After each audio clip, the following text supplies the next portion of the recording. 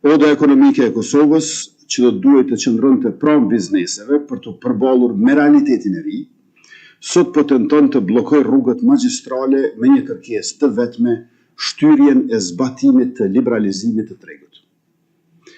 Shtyrjen e vendimit po e kërkojnë me justifikimin se për një vit do të përgatiten, duke injoruar faktin që nga ana e tyre nuk kanë bërë asnjë përgatitje për 8 vitet e shkuara, përderisa o shtyr nga viti në vet ky proces.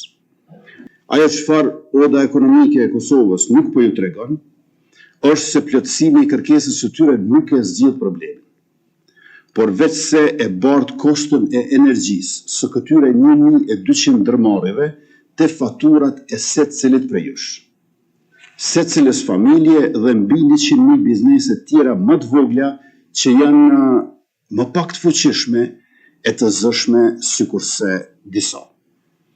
Për të mbrojtur 1% të ndërmarrjeve më të fuqishme në kurrez të 99%-shit dhe të familjeve anën banë Kosovës, ata po duan që të bëjnë barrikada në hyrjet e Prishtinës.